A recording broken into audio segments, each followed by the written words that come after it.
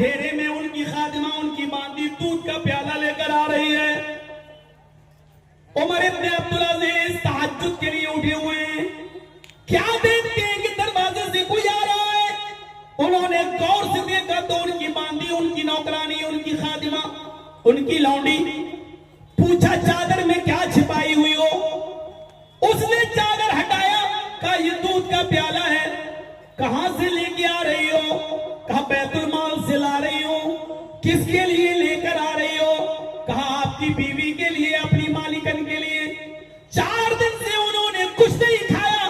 आपको अभी तनख्वाह मिलने में देर लगेगी, 2-4 दिन लगेंगे। 2-4 दिन अगर वो भूखी रह गई तो उनका क्या हाल होगा। पेट में बच्चा है, हमल साबित हो जाएगा। जब माँ कुछ खाएगी नहीं तो बेटे की परवरिश कैसे होगी।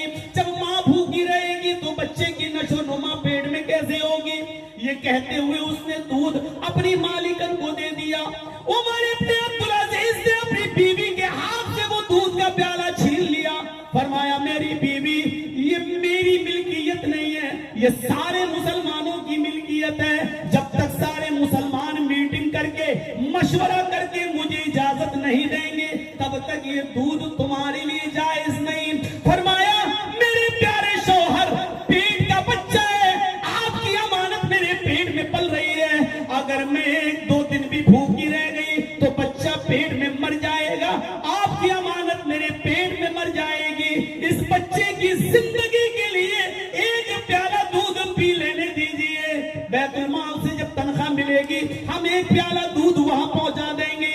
उमर इब्न अब्दुल अजीज ने दूध का प्याला इस छीनते हुए कहा नहीं, आए मेरी बीवी, तुम्हें एक बूंद भी, एक कतरा भी पीने की इजाजत नहीं। फरमाया जब उस दूध के प्याले को लेकर दरवाजे की तरफ बढ़ने लगे और बैतुल माल की तरफ जाने लगे तो बीवी पीछे से दामन पकड़ के कहती है मेरे प्यारे शौहर, इस बच्चे की खातिर दे दो, ये बच्चा भूखा मर जाएगा और पेट में जो आपकी अमानत पल रही है वो खत्म हो जाएगी। उमर इब्न अब्दुल अजीज ने जो जवाब दिया वो तारीख की किताबों में, तारीख खतीब बगदादी जैसी किताबों में लिखा हुआ है कि उमर इब्न अब्दुल अजीज ने जवाब दिया, आए मेरी बीवी, मेरे पेट, अपने पेट के इस बच्चे से कह दो, अपने पेट के इस बच्चे से कह दो एक प्याला दूध हराम का, माले हराम का एक प्याला दूध पीकर अगर तेरी जिंदगी बच रही है तो मुझे यानी तेरे बाप को तेरी जिंदगी नहीं चाहिए। मेरी बीवी, अगर ये बेटा मरता है तो मर जाने दो, पेट का बच्चा जाए होता है तो हो जाने दो, मुझे अपने बच्चे की मौत गवारा है, लेकिन मुसलमानों की अमानत में खयानत करके माले हराम का एक प्याला दूध पिलाना गवारा नहीं है। वनऊज़ु बिल्लाहि मिन शुरूरि अनफुसिना व मिन सय्यिआति अमालिना।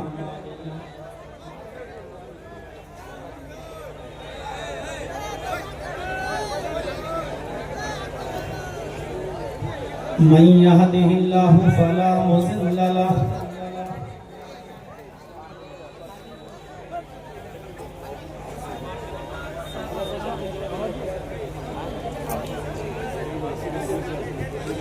व मन युज़लिल्हु फला हादिय लहु।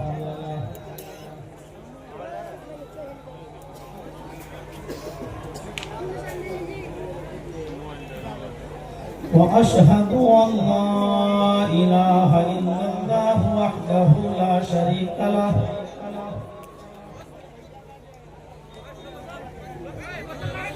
وأشهد أن محمدا عبده ورسوله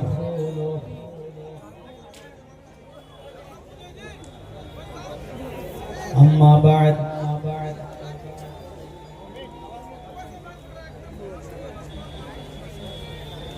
فإن خير الحديث كتاب الله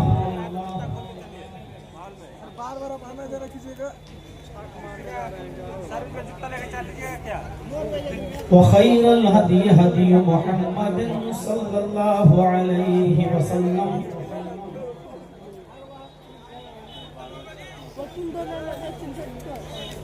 Hey! وشر الأمور محدثاتها وكل محدثة بدعة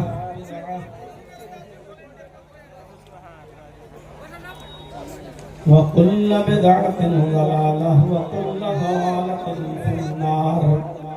أعوذ بالله من الشيطان الرجيم. بسم الله الرحمن الرحيم. يا أيها الناس إنا خلقناكم من ذكر وأنثى وجعلناكم شعوبا وقبائل لتعارفوا إن أكرمكم عند الله أتقاكم.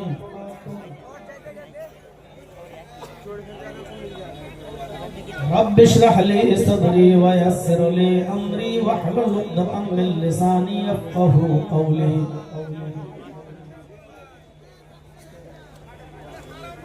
माश जो मौजू है वो असल में रिस्क से जुड़ा हुआ है, हलाल और हराम से जुड़ा हुआ है। हमारी उसमें क्या बेअतदालियां हैं, इस तरफ मैं इंशाअल्लाह रोशनी डाल दूंगा। बहुत से लोगों को बुरा भी लग जाएगा क्योंकि ये मौजू है ही ऐसा।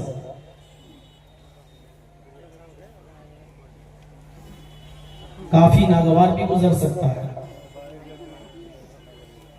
लेकिन मैं एक जहन बनाकर आया था, पहले मैं उस टॉपिक पर आपसे गुफ्तगू करूं। इस वक्त हमारे बिहार के जो हालात हैं वो तो पूरे हिंदुस्तान के जो हैं वो हम देख ही रहे हैं, लेकिन अभी जो हमारे बिहार के हालात हैं वो बहुत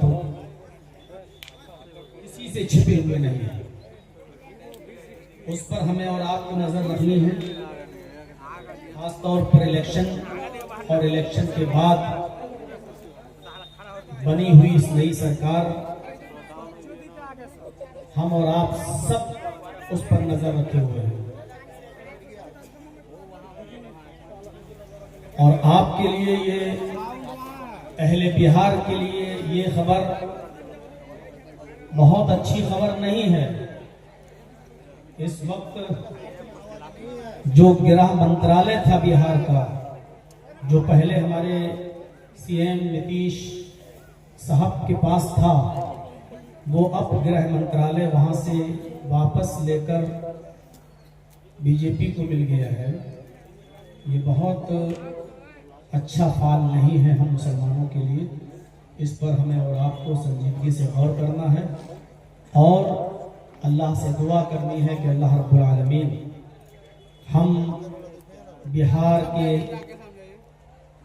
बिलखुसूस, बिलउमूम तो पूरे हिंदुस्तान के, बिलखुसूस बिहार के मुसलमानों पर अपना रहमत करम फरमाए। हम अल्लाह ही से दुआ कर सकते हैं और इंशाअल्लाह ये वक्त ऐसा है, वो कबूलियत की घड़ी का वक्त है। अल्लाह रब्बुल आलमीन से हमें और आपको सबको ये दुआ करना है कि अल्लाह आने वाले अय्याम, आने वाले दिन हम तमाम लोगों के लिए, अहले बिहार के लिए, हिंदू मुसलमान से ईसाई सब के लिए अच्छे और खुशगवार दिन हमें नसीब हो। और ऐ अल्लाह हम सब पर तो अपनी रहमत का साया नाज़िल कर।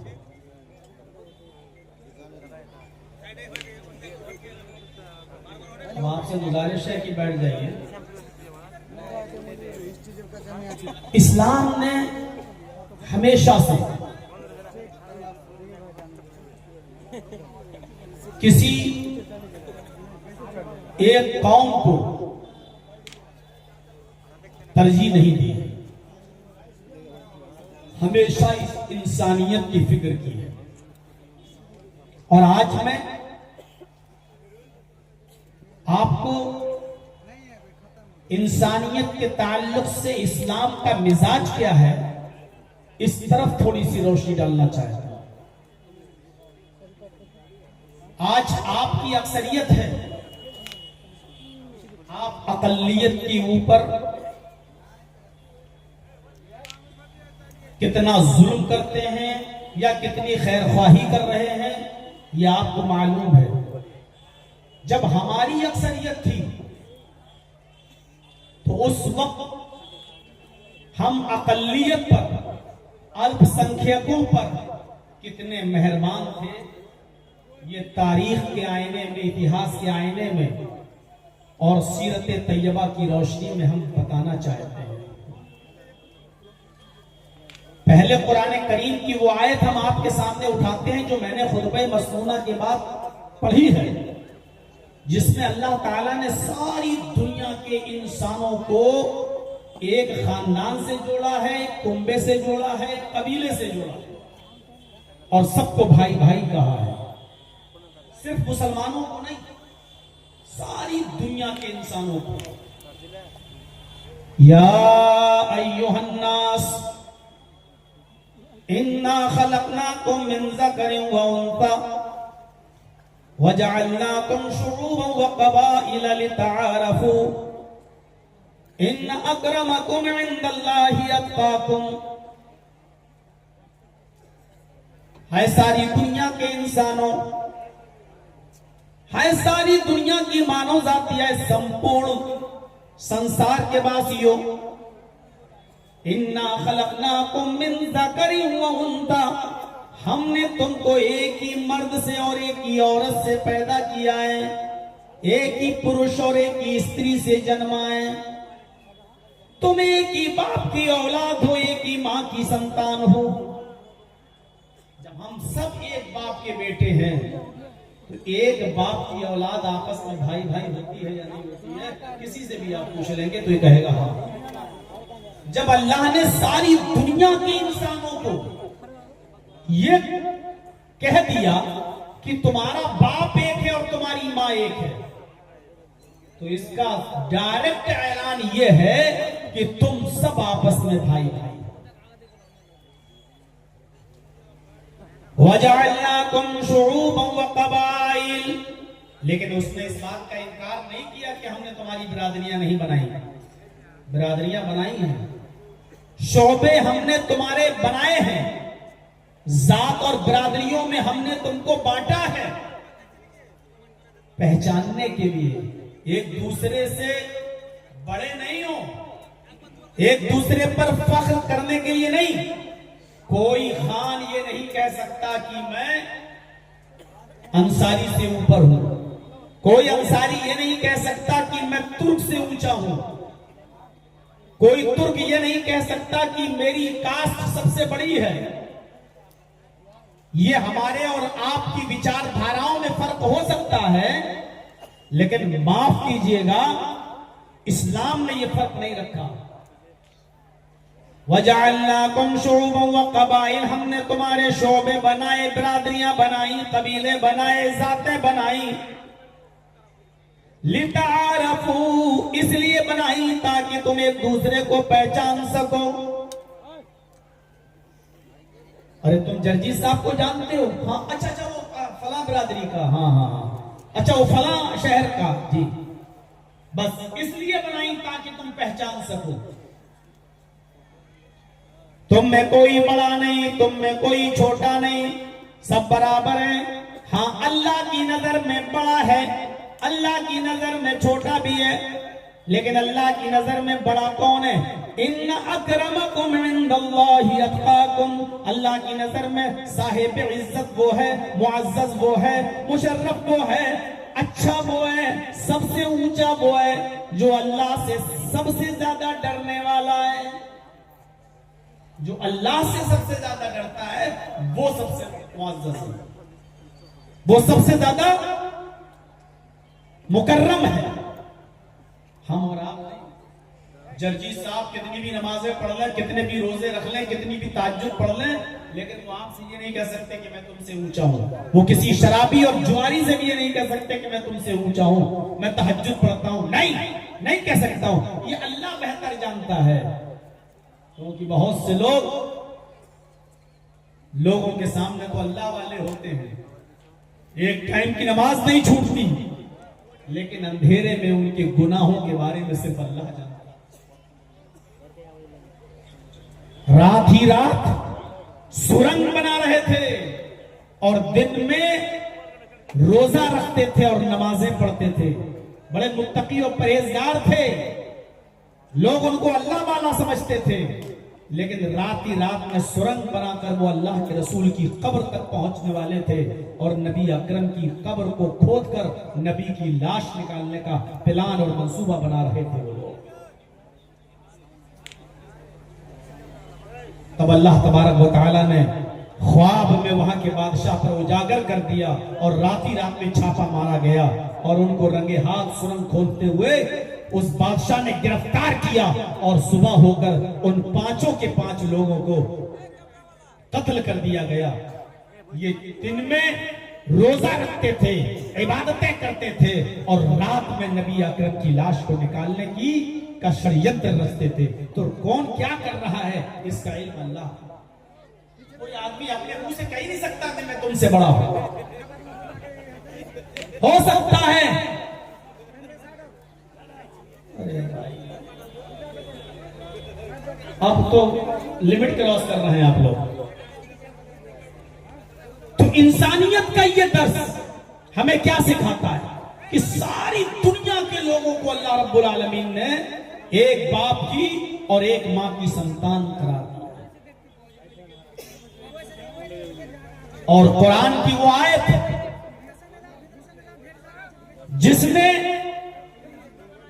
एक इंसान के कत्ल को सारी दुनिया की इंसानियत का कत्ल करार दिया है।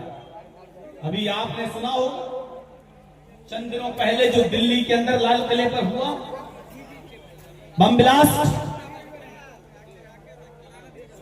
आत्मघाती हमला। मेरे भाइयों ये क्या है? क्या ऐसे हमलों को दुनिया का कोई धर्म, कोई भी धर्म क्या ऐसे हमलों को जायज कह सकता है? कुरान करीम की आयत गौर से सुनिए। और ये हमला करने वाले मेरे भाइयों कोई आम इंसान नहीं थे, गरीब लोग नहीं थे। रिसर्च में सामने आ रहा है डॉक्टर की एक टीम उसके साथ जुड़ी हुई है, MBBS, MS, MD डॉक्टर। गौर कीजिए, क्या इन लोगों के सामने कुरान की आयत नहीं आई? मन कतला नफ्सन बिगैरि नफ्सिन औ फसादिन फकअन्नमा कतला अन्नास जमीआ। जिसने किसी एक इंसान को, एक नफ्स वाहिद को कत्ल किया, एक इंसान को, हिंदू मुस्लिम की कैद नहीं, एक मनुष्य को, एक इंसान को कत्ल किया बिना किसी गलती के, बिना फसाद के, अगर उसको बेकसूर मार डाला, कुरान कहता है उसने एक इंसान को नहीं मारा, फकअन्नमा कतला अन्नास जमीआ, उसने पूरी दुनिया की इंसानियत को कत्ल कर डाला, उसने पूरी दुनिया की मानवता का मर्डर कर डाला। पूरी दुनिया की इंसानियत का कत्ल, एक इंसान का कत्ल, पूरी दुनिया की इंसानियत का कत्ल। अब आप बताइए इस आयत के होते हुए कौन किसी का कत्ल कर सकता है? यह है इस्लाम। आप हजरत उमर फारूक रज़ी अल्लाह ताला अन्हु का जब जमाना था, जब वो खलीफा थे और पूरी रियाया उनके अंडर में थी, यहां तक कि यहूदी और ईसाई भी उनके अंडर में थे, तो जानते हो अल्पसंख्यकों के साथ उन्होंने क्या बर्ताव किया? अकलियत के साथ उनका क्या बर्ताव था? आज हम अपने समाज में नजर डालें कि अल्पसंख्यकों के साथ क्या ये सुलूक हो रहा है?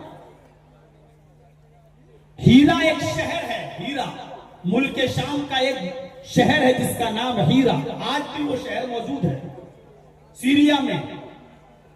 उस शहर का नाम है हीरा। उस हीरा शहर के अंदर एक मुसलमान ने एक यहूदी को कत्ल कर दिया, एक यहूदी को कत्ल कर दिया। अल्लामा ज़ेलई रहमतुल्लाह अलैह इस वाक़े को नस्मुर राया में नकल करते हैं अपनी मशहूर किताब में। हजरत उमर फारूक के जमाने में मुल्क शाम के शहर हीरा में रहने वाले एक मुसलमान ने एक यहूदी को कत्ल कर दिया। नाम याद रखिएगा, मुसलमान कत्ल करने वाला था और जिसको कत्ल किया गया वो यहूदी था। एक मुसलमान ने एक यहूदी को कत्ल कर दिया। बात आई गई हो गई, मक्खन वक्खन लगाकर मामले को सॉल्व कर लिया गया। लेकिन मदीने में बैठे हुए हजरत उमर फारूक के कानों में यह आवाज गई, किसी ने बताया कि मुल्क शाम में अकलियत का एक आदमी मारा गया, अल्पसंख्यक समाज का एक आदमी कत्ल कर दिया गया और बहुसंख्यक ने यानी मुसलमानों में से एक मुसलमान ने उस यहूदी को कत्ल किया। पूछा गया फिर मुल्क शाम के अमीर क्या कर रहे हैं? वहां के गवर्नर ने उस मुसलमान को सजा क्यों नहीं दी? हजरत उमर फारूक ने वाली हीरा को लेटर लिखा। हजरत उमर फारूक ने वाली हीरा को लेटर लिखा। हीरा के जो वाली थे गवर्नर, उनको खत लिखा कि फौरन उस मुसलमान को अरेस्ट कर लिया जाए, उस मुसलमान को जिसने कत्ल किया यहूदी का उसको गिरफ्तार कर लिया जाए। और आए वाली हीरा उस मुसलमान को अरेस्ट करने के बाद उस मकतूल के बुरसा के सामने पेश किया जाए। मकतूल के बुरसा को इख्तियार दिया जाए, वो चाहे तो फिदिया लेकर दैत लेकर मुसलमान को छोड़ दें या माफ कर दें, और अगर वो दैत लेकर नहीं छोड़ना चाहते और माफ भी नहीं करना चाहते तो बुरसा को इख्तियार है कि खून के बदले में खून, कत्ल के बदले में कत्ल, वो चाहें तो ये इंतकाम भी ले सकते हैं। ये हजरत उमर फारूक का बर्ताव अकलियत के साथ। वाली हीरा के हाथ में खत आता है, उसने हजरत उमर फारूक का जैसे ये लेटर पढ़ा, मुसलमान को गिरफ्तार कर लिया। आज ये सूरत हाल कहीं आप देख सकते हैं? इंसाफ हो तो सबके साथ हो। ये इंसाफ का कौन सा तकाजा है कि आजम खान साहब के पास अगर पैन कार्ड 2 हैं तो 7 साल की सजा, और स्मृति ईरानी के पास 2 पैन कार्ड हों तो वो आजादी के साथ घूम रही हैं। आजम खान साहब के साथ नाम मुसलमान जुड़ा हुआ है। मेरे भाइयों, अल्पसंख्यकों के साथ क्या सुलूक था उस जमाने में, ये एक चीज मैं आपके सामने रखना चाहता हूं। जब हमारी तादाद थी, जब हम बहुसंख्यक थे, उस वक्त भी अकलियत पर जुल्म नहीं होने थे। हजरत उमर फारूक का लेटर मिलकर वाली हीरा ने उस मुसलमान को अरेस्ट कर लिया, उस मुसलमान को गिरफ्तार कर लिया। और गिरफ्तारी नहीं किया, उस मुसलमान को अरेस्ट करने के बाद मकतूल के वरसा यहूदी के घर वालों के सामने उसको पेश किया और कहा कि ये तुम्हारा मुजरिम है, ये मुसलमान, बताओ पैसा लेना चाहते हो? जितना माल चाहते हो उतना माल देने के लिए तैयार हूं, इसको छोड़ दो। घर वालों ने मना कर दिया कि इंसाफ अगर दिलाना ही है तो इंसाफ का तकाजा ये है कि हम माल लेकर इसको माफ नहीं करें। कहा फिर ऐसे ही माफ कर दो। कहा कि वैसे ही माफ कर दो। घर वालों ने कहा कि नहीं, माफ भी नहीं करेंगे, माफ भी नहीं करेंगे और दैत भी नहीं लेंगे। फिर वाली हीरा से कहा कि अगर आप हीरा के गवर्नर हैं और इंसाफ दिलाना चाहते हैं तो खून का बदला खून, कत्ल का बदला कत्ल। इसने हमारे भाई का कत्ल किया, आप इस मुसलमान का कत्ल करिए। चाय लाए हैं कि शरबत? मेरे भाइयों सुनिए, वालिए हीरा ने कहा फिर आपको इंसाफ मिलेगा। कहा कि तुम लोग इसको माफ नहीं करना चाहते हो? का नहीं, कहा इसको भी कत्ल किया जाएगा। ये उस जमाने की बात है जब हमारी अक्सरियत थी, ये उस जमाने की बात है जब अमीरुल मोमिनीन हजरत उमर फारूक थे, ये उस जमाने की बात है जब यहूदी और ईसाई कुछ नहीं कर सकते थे, पूरा पावर हजरत उमर फारूक के हाथ में था। ऐसे माहौल में उस मुसलमान को अरेस्ट किया गया और जुमे के दिन उस मुसलमान को कत्ल का फरमान नाफिज किया गया। घर वाले भी मौजूद हैं। यहां ऐसा सिस्टम नहीं है कि फांसी घर में एक डॉक्टर रहेगा, एक जेलर रहेगा, दो और आदमी रहेंगे और एक ये रहेगा और उसके बाद में बस फांसी। नहीं, वहां तो मंजर आम पर सबके सामने मेरे भाई बिल्कुल आम चौराहे पर कत्ल किया जाना था। यहूदी के सारे घर वाले आज इस मंजर को देख रहे हैं और शाम की उस बस्ती हीरा के अंदर उस मुसलमान को यहूदी के कत्ल के जुर्म में कत्ल कर दिया। यहूदी के कत्ल के जुर्म में कत्ल कर दिया गया। इसको कहा जाता है इंसानियत का एहतराम। हजरत उमर ने यह नहीं देखा कि मरने वाला यहूदी है, हमारा क्या जा रहा है। यहां तो इंसाफ के नाम पर छीछा लेखन होती है। वही बिल्कीस है जिसके सब कुछ खोया, जिसके साथ बलात्कार किया गया, जिनके दोषियों को उम्र कैद की सजा हुई। लेकिन अफसोस ये कि गुजरात की सरकार की एप्लीकेशन पर केस वापस लेकर उनको छोड़ा गया, लेकिन फिर सुप्रीम कोर्ट ने दखल दिया तो फिर वो अंदर चले गए। यहाँ इंसाफ के साथ तो छीछल लेथर होती है। मेरे भाइयों, यहाँ तकाजा देखिए, हजरत उमर फारूक रज़ियल्लाहु ताला अन्हु ने कहा कि आए वाली हीरा, तुम्हारी गवर्नरी छीन लेंगे अगर उस यहूदी को इंसाफ नहीं मिला तो। ये था अक़लियत के साथ सुनो। और ये वाकया तो आपने 50 बार सुना होगा अपने खतीबों से। मिस्र के अंदर आमर इब्ने आस गवर्नर थे। मिस्र के अंदर आमर इब्ने आस गवर्नर थे और आमर इब्ने आस का एक बेटा एक यहूदी बच्चे से कहता, आओ घोड़ा दौड़ाने में तुम बहुत होशियार हो, चलो घोड़ा दौड़ा के देखो कौन आगे निकलता है, देखें तुम अच्छा चलाते हो या मैं अच्छा दौड़ाता हूं। दोनों ने घोड़ा दौड़ाया। यहूदी बच्चा घोड़ा दौड़ाने में एक्सपर्ट था। उसने घोड़े को एड़ लगाई और घोड़ा छलांग लगाता हुआ हजरते अमर इब्ने आस के बेटे से आगे निकल गया। अमर इब्ने आस के बेटे से आगे निकल गया। अमर इब्ने आस के बेटे को गुस्सा आया, कमीना मुझसे आगे कैसे निकला। वो अपने घोड़े से उतरता है अमर इब्ने आस का बेटा, और उसने वो एक कोड़ा लिया और उसने यहूदी लड़के के कोड़ा मार दिया। वहां कुछ लोग इकट्ठा हो गए और उन लोगों ने समझाया कोई बात नहीं, उस यहूदी बच्चे को, ये हमारे इब्ने आस का बेटा है, ये यहाँ के गवर्नर का बेटा है, अरे चलो कोई बात नहीं, मामला रफा दफा करो।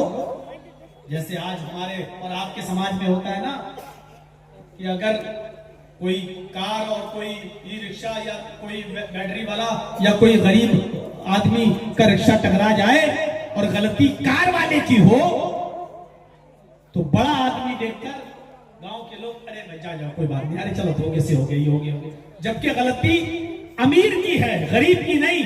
लेकिन इसके बावजूद भी गरीब के साथ कोई इंसाफ की बात करने वाला नहीं होता।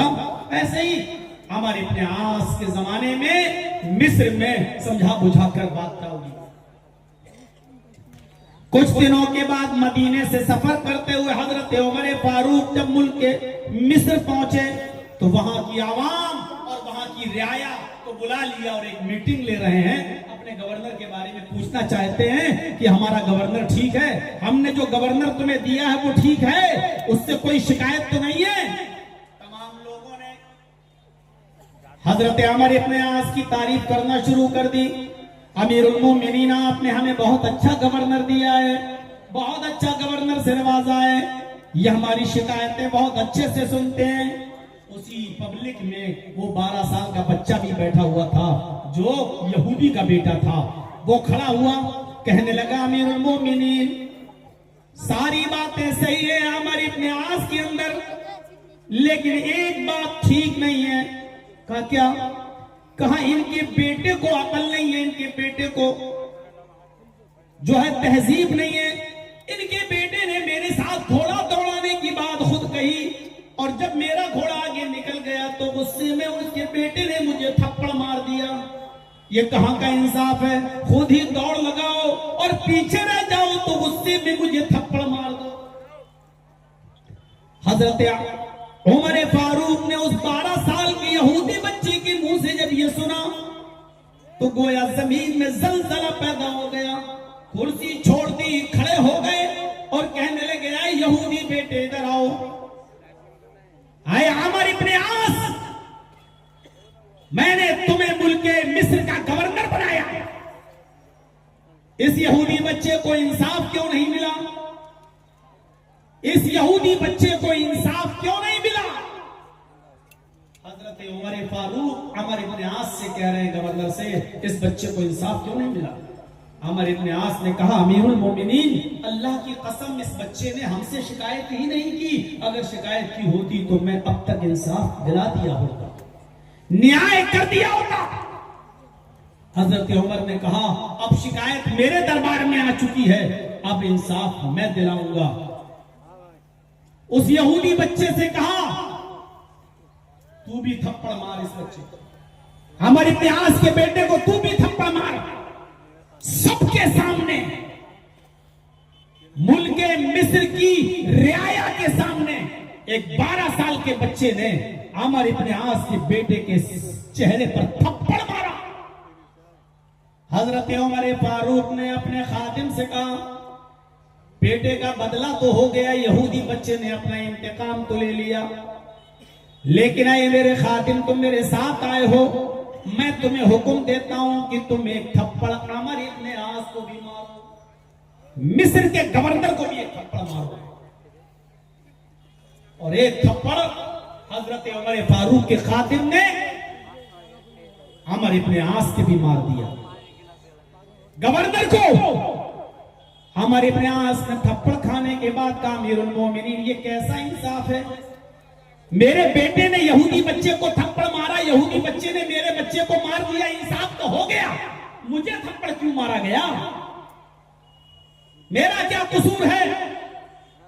हजरत उमर ने जहां जो कसूर बताया वो कसूर सुनिए क्या था। फरमाया, अमर इब्ने आस, तुम्हारा कसूर यह है कि तुमने अपने बेटे को सही तालीम नहीं दी, तुमने अपने बेटे को सही तरबियत नहीं दी। तुम्हारे बेटे ने इसलिए थप्पड़ मारा क्योंकि उसको ये मालूम था कि मेरा बाप मिस्र का गवर्नर है, मेरा कोई कुछ नहीं कर सकता। आज हमारे इस मुल्क के अंदर जितने लोग आज जो बाप जो घृणा और नफरत फैला रहे हैं, आज उनकी हिम्मत इसलिए बढ़ रही है मुसलमानों के खिलाफ, एक मखसूस तबके के खिलाफ जहर गलते हैं, इसलिए कि उनको मालूम है कि मेरे सर पर किसका हाथ है और मेरे ऊपर कोई एक्शन नहीं लेगा। शर्जील इमाम वगैरह का हाल देख रहे हैं आप, 5 सालों से ज्यादा हो गए हैं।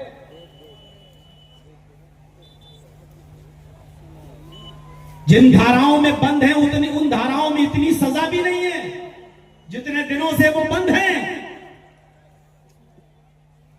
लेकिन बाकायदा पब्लिक को उकसाने वाला, देश के गद्दारों को गोली मारो, बाकायदा ये अनाउंस करने वाले और नारे लगाने वालों के खिलाफ एक FIR भी नहीं। क्यों? क्योंकि वो जानते हैं कि हमारे ऊपर किसका हाथ है। हमारी अक्सरियत थी, हम अकलियत के साथ क्या करते थे? तुम्हारी अक्सरियत है, तुम अकलियत के साथ क्या कर रहे हो? मापदंड देखो।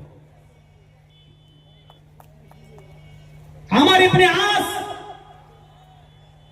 तेरे बेटे को हिम्मत इसलिए हुई थप्पड़ मारने की क्योंकि वो जानता था कि मैं गवर्नर का बेटा हूं, मेरा कोई कुछ नहीं कर पाएगा। ये थप्पड़ तुझे याद दिलाता रहेगा और अपने बेटों को और अपनी औलाद को तुम अच्छी तरबियत।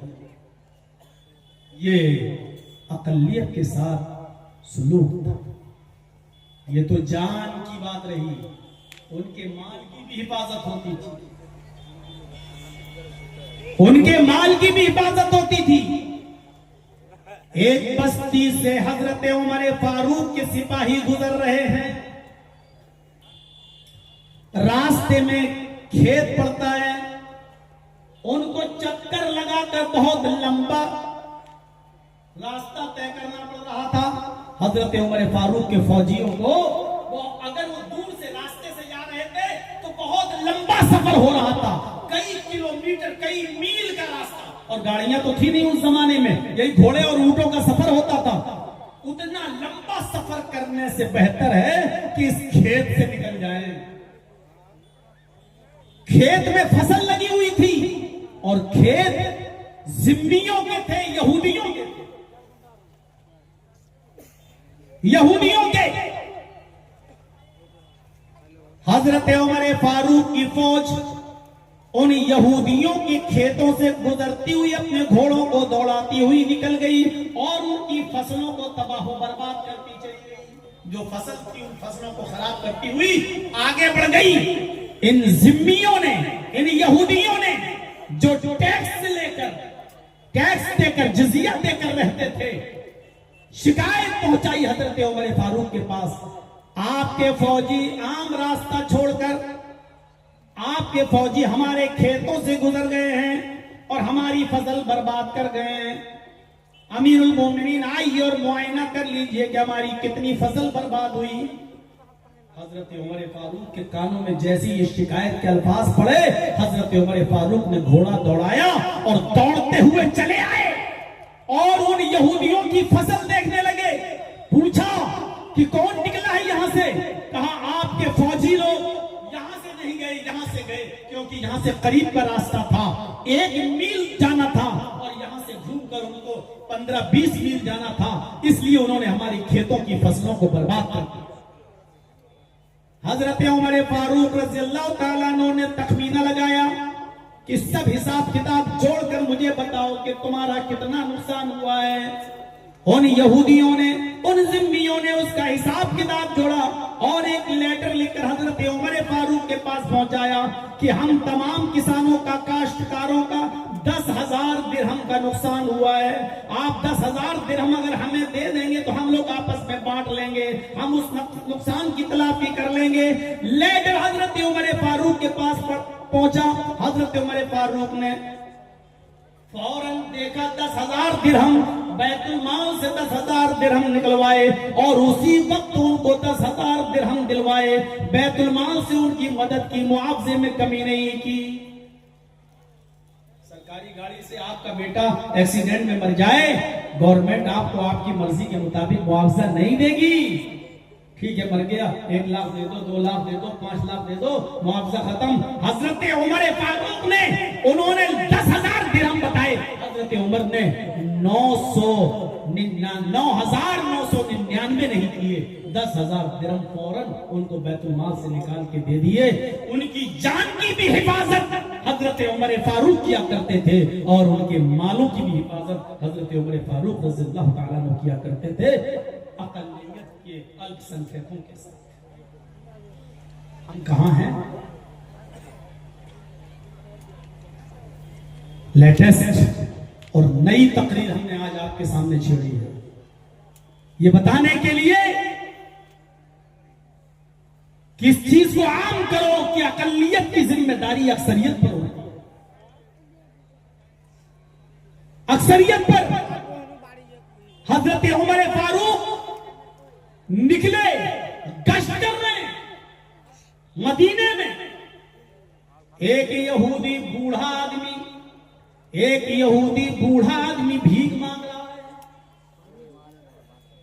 हजरत उमर फारूक रज़ियल्लाहु ताला अन्हु घोड़े से उतर जाते हैं और उस यहूदी बूढ़े आदमी के पास पहुंच जाते हैं।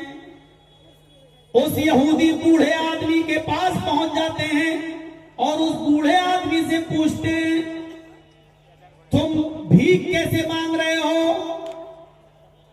उसने कहा, अमीरुल मोमिनीन, खर्चा चलाने के लिए के बैतुल माल से कुछ नहीं मिलता, बुढ़ापे को पहुंच चुका हूं, मुझे कुछ नहीं मिलता, उल्टा मुझे टैक्स भी देना पड़ता है, जिजिया भी देना पड़ता है। जैसे आप लोग और हम लोग इनकम टैक्स देते हैं गवर्नमेंट को, ऐसे ही उस जमाने में जो यहूदी और ईसाई रहते थे वो जिजिया देते थे। भाई आप टैक्स दे रहे हैं, उसी टैक्स के पैसों से आपकी जान की और आपके माल की हिफाजत की जिम्मेदारी हुकूमत की है। हम जो गवर्नमेंट को टैक्स देते हैं, गवर्नमेंट उसी टैक्स के पैसों से हमारी हिफाजत के इंतजाम करती है। तो यही मामला उधर भी था, ये जिजिया कहलाया जाता था। जिजिया अरबी में उसको यही कहा जाता है, जिजिया। तो मेरे भाइयों, वो बूढ़ा कहता है अमीरुल मोमिनीन मैं यहूदी हूं और जिजिया देना पड़ता है, मुझे मदीने में रहना है तो टैक्स देना पड़ता है हमें, और फिर हमें अपना खर्चा भी तो निकालना है। मैं यहूदी हूं, बैतुल माल से तो हमें कुछ मिलता नहीं है, राजकोष से फंड से तो हमें कुछ मिलता नहीं है। हजरत उमर फारूक ने उस बूढ़े को उठाया, उठो और मेरे घोड़े पर बैठ जाओ। हजरत उमर फारूक ने उसको अपने घोड़े पर बिठाकर अपने घर ले गए।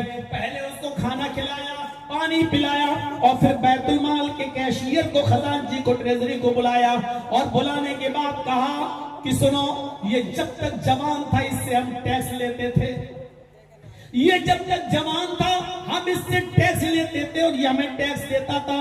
अब ये टैक्स देने की पोजीशन में नहीं, बूढ़ा हो चुका है, तो अब हमारी जिम्मेदारी है कि इसका ख्याल रखा जाए। जब तक ये जवान था इसने हमें टैक्स दिया, लेकिन अब बेचारा बूढ़ा हो चुका है, तो अब हमारी जिम्मेदारी है कि हम इसका ख्याल रखें। आज के बाद इससे जिजिया नहीं लिया जाएगा, आज के बाद इससे टैक्स नहीं लिया जाएगा। और इस बूढ़े के ऊपर अंदाजा लगाओ एक महीने में कितना खर्च पड़ता होगा खाने पीने का। इस बूढ़े के घर में पूरे महीने का राशन पहुंचाना ये बैतुल माल के कैशियर की जिम्मेदारी है। ये बूढ़ा भीख नहीं मांगेगा, आज के बाद बैतुल माल से इसको राशन मिलेगा, खाना पानी बैतुल माल से दिया जाएगा। टैक्स भी माफ किया, और उस बूढ़े का जब तक वो जिंदा रहा उसके पूरे खर्चे की जिम्मेदारी हजरत उमर फारूक ने उठाई। ये था अल्पसंख्यकों के साथ हजरत उमर फारूक का अदल और इंसाफ। इसी भारत की सरजमीन पर हूं, इसी बिहार की सरजमीन पर बोल रहा हूं। महात्मा गांधी जी ने अपनी मशहूर किताब सत्य और अहिंसा के अंदर हजरत उमर फारूक का इसीलिए नाम लिया। महात्मा गांधी जी ने कहा है, अगर देश में अमन, सुकून और शांति देना चाहते हो तो हजरत उमर फारूक जैसा न्याय, हजरत उमर फारूक जैसा इंसाफ इस देश के अंदर कायम करना होगा, तभी इस देश में अमन और शांति और सुकून फैल सकता है। महात्मा गांधी जी ने नाम भी लिया तो हजरत उमर फारूक का नाम। नहीं देखते थे कि कौन क्या है, सिपाही है हजरत उमर फारूक का, और एक यहूदी के बाग में घुस गया गार्डन में, उसको भूख लगी थी, अंगूर तोड़ के खाने लगा, अंगूर तोड़ के खाने लगा। उस जिम्मी ने, उस यहूदी ने हजरत उमर से कहा कि आपका एक सिपाही मेरे बाग में मेरी परमिशन के बगैर घुस गया और उसने मेरे बाग से अंगूर तोड़े और खाने लगा। हजरत उमर उस यहूदी की शिकायत पर फौरन दौड़ते हुए आए और बाग में घुस गए। क्या देखते हैं कि वाकई उनका सिपाही उस बाग से अंगूर तोड़ के खा रहा था, और हाथ भी पकड़ लिया। हजरत उमर ने कहा, क्या इस बाग के मालिक से तुमने परमिशन ली? उस सिपाही ने कहा, नहीं। फिर तुम अंदर कैसे घुस गए? कहा, अमीरुल मोमिनीन ये मेरी गलती है, मैं क्यों घुस गया, लेकिन एक बात आपको मैं बता देता हूं। कहा, बताइए। सफाई पेश करने का पूरा हक दिया, बोलो क्यों घुसे हो? कहा, अमीरुल मोमिनीन मेरी ड्यूटी आपने यहां लगाई है, मैं यहां ड्यूटी कर रहा हूं, आसपास कहीं कोई होटल नहीं, कोई खाने की चीज नहीं, और मेरी तनख्वाह इतनी कम है कि मेरी जेब में एक पैसा भी नहीं। मुझे शदीद भूख लगी थी, मुझे बहुत तेज भूख लग रही थी, मेरे पास और कोई रास्ता नहीं था, इसलिए मैं इस बाग में घुस गया। भूख की शिद्दत की वजह से मेरे पेट के दोनों किनारे चिपके जा रहे हैं। अमीरुल मोमिनीन मैंने कोई चोरी नहीं की, की, मैंने कोई डाका नहीं डाला। हाँ, मैंने इसे इजाजत नहीं ली और दिन के उजाले में मैंने अंगूर तोड़ा और खाने लगा। अमीरुल मोमिनीन, भूख की शिद्दत की वजह से मैंने ऐसा किया था। अब चाहे ये मेरी गलती मान लो, चाहे मेरी मजबूरी मान लो, हाँ मुझे भूख ने मजबूर कर दिया इसके अंगूर तोड़कर खाने के लिए। हजरत उमर फारूक ने कहा, तुम्हारी जेब में कुछ हो तो इस यहूदी को उसका मुआवजा दो, इस अंगूर का जो तुमने तोड़ा है उसका मुआवजा दो। कहने लगा, अमीरुल मोमिनीन, मेरी जेब में कुछ नहीं है, आपकी अदालत से, आपके दरबार से मुझे इतनी सैलरी नहीं मिलती है, पूरे महीने तो घर का खर्च चलता नहीं, मैं इसको कहां से दूं। हजरत उमर फारूक ने कहा, ठीक है, फिर इस यहूदी को जिसका ये बाग है उसको इन अंगूरों का मुआवजा बैतुल माल से दिया जाएगा। हजरत उमर फारूक ने बैतुल माल के कैशियर को हुक्म दिया, उस यहूदी को वो एक अंगूर का खोशा तोड़ा था, एक गुच्छा, बस उसकी कीमत उसको दो, लेकिन उसको दिया। यहूदी ने नहीं लेना चाहा। हजरत उमर ने कहा, जब शिकायत कर दी तो मुआवजा तुम्हें लेना पड़ेगा। मुआवजा उसको दिलाया, जितना भी मुआवजा बनता, एक गुच्छे अंगूर का हजरत उमर ने उसको बैतुल माल से दिया।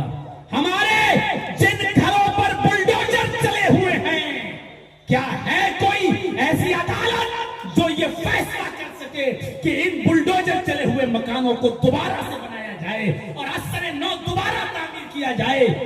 क्या है कोई जो हमारे इन जले हुए गिरे हुए घर और मकानों पर चले हुए बुलडोजरों पर दोबारा घर और मकान तामीर करके हमें मुआवजा दे?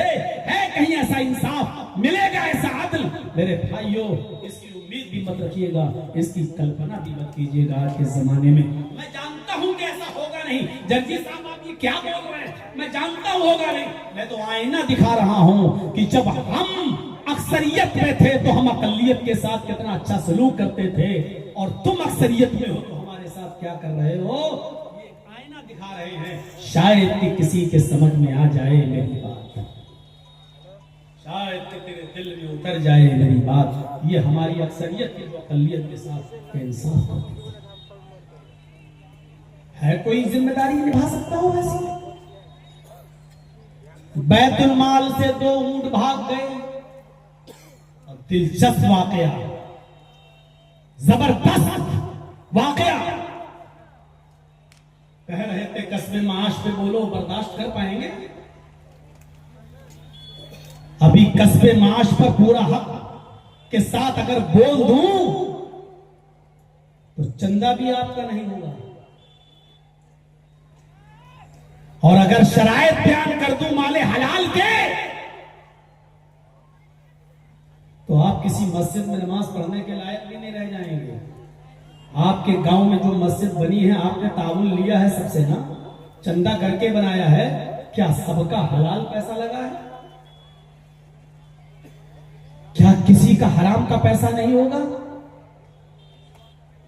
जब 10 रुपए में खरीदा हुआ कुर्ता 9 रुपए हलाल के और 1 रुपया हराम का उसने मिला दिया, 9 रुपया आपने रिक्शा चलाकर हलाल की कमाई कमाया, और 10 रुपए का कुर्ता मिला, 10 रुपए की लुंगी मिली बाजार में, 1 रुपया आपके पास हराम का था, वो मिलाकर 9 हलाल के और 1 हराम का 10 रुपए में लुंगी खरीद ली।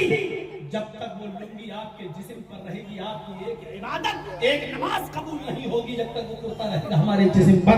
तो मेरे भाइयों, जब तक वो हराम कमाई उस मस्जिद में लगी रहेगी, उसका 1 रुपया भी लगा रहेगा, तो उस मस्जिद में हमारी नमाज कैसे हो जाएगी?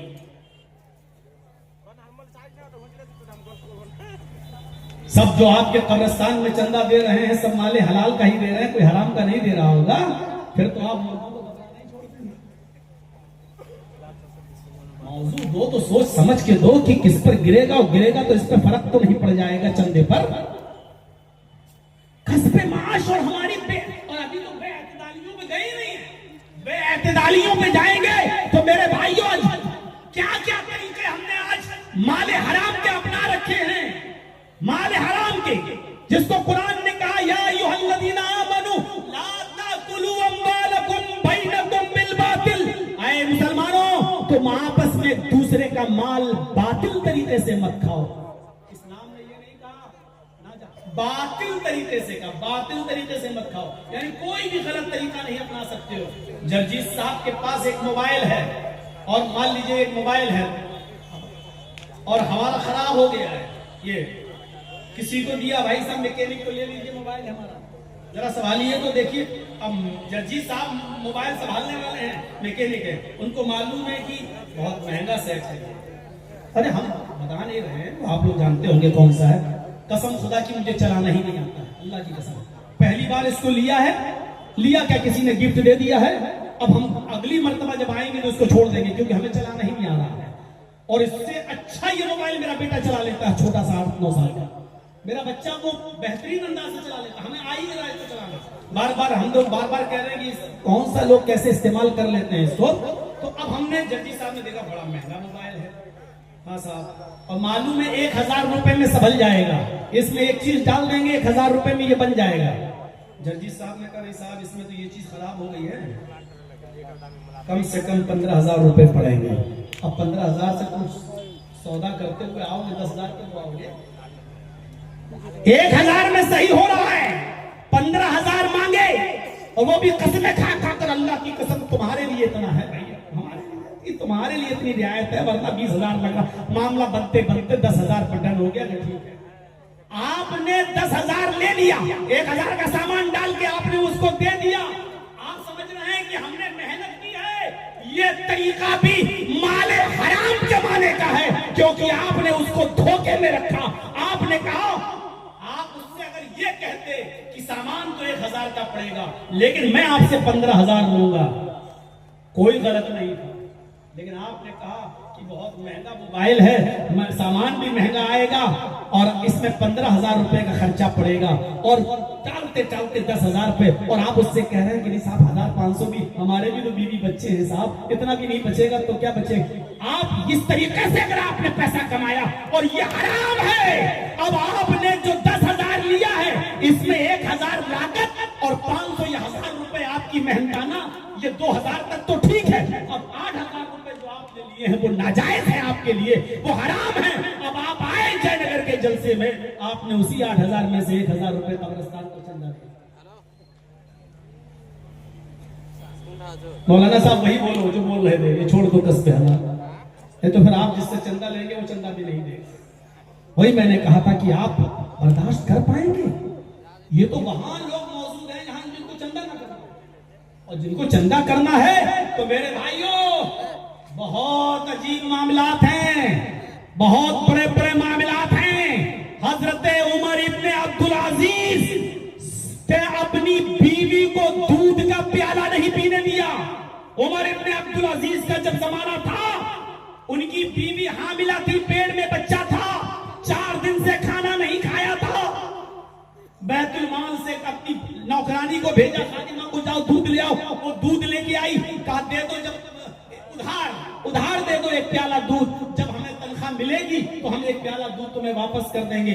चूंकि वो सारे मुसलमानों की अमानत थी, सारे मुसलमानों का जब तक मशवरा नहीं हो जाता तब तक उसमें से कुछ दे नहीं सकते थे कोई भी।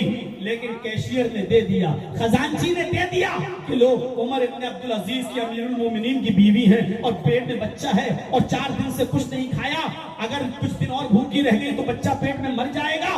दे दिया दूध। रात के अंधेरे में उनकी खादिमा, उनकी बांदी दूध का प्याला लेकर आ रही है। उमर इब्ने अब्दुल अजीज तहज्जुद के लिए उठे हुए हैं, क्या देखते हैं कि दरवाजे से कोई आ रहा है।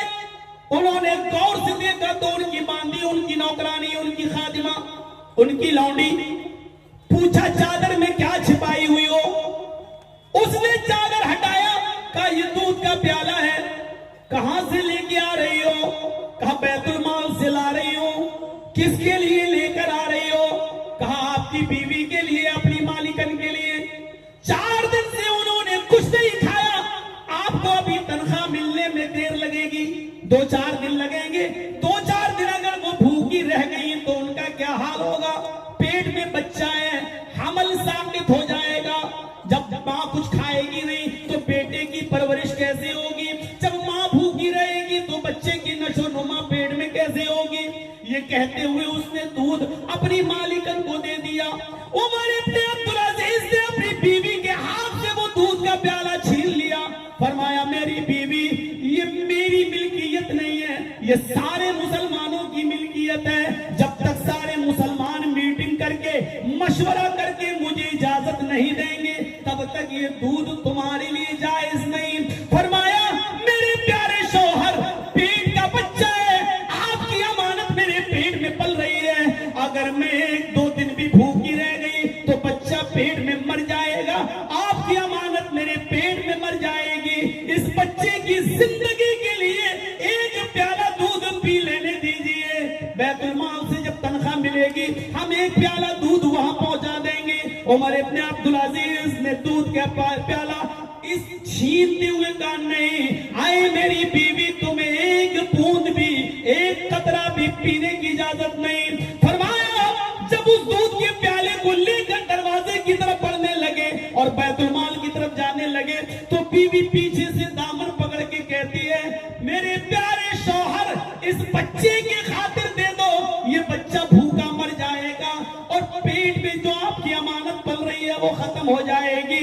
उमर इब्ने अब्दुल अजीज ने जो जवाब दिया वो तारीख की किताबों में, तारीख खतीब बगदादी जैसी किताबों में लिखा हुआ है कि उमर इब्ने अब्दुल अजीज ने जवाब दिया, आए मेरी बीवी, मेरे पेट, अपने पेट के इस बच्चे से कह दो, अपने पेट के इस बच्चे से कह दो, एक प्याला दूध हराम का, माले हराम का एक प्याला दूध पीकर अगर तेरी जिंदगी बच रही है तो मुझे यानी तेरे बाप को तेरी जिंदगी नहीं चाहिए। मेरी बीवी, अगर ये बेटा मरता है तो मर जाने दो, पेट का बच्चा जाए होता है तो हो जाने दो, मुझे अपने बच्चे की मौत गवारा है, लेकिन मुसलमानों की अमानत में खयानत करके माले हराम का एक प्याला दूध पिलाना गवारा नहीं है।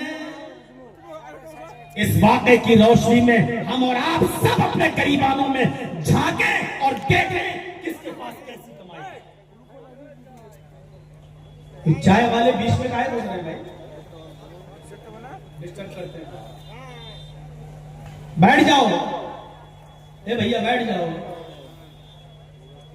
वहां देखो खड़े हुए हैं लोग पीछे, आपके पीछे लोग जो है उनको कैसे दिखेगा, बैठ जाइए आप लोग। ये था, और माफ करिएगा मौजू आपका दिया हुआ है, हम नहीं चाहते थे कि इस पर अब जहन में था तो कह दिया।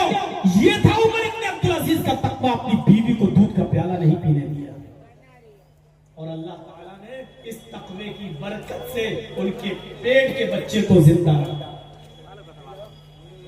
और ऐसा कौन होगा, यही अमीरुल मोमिनीन है, यही अमीरुल मोमिनीन उमर इब्ने अब्दुल अजीज।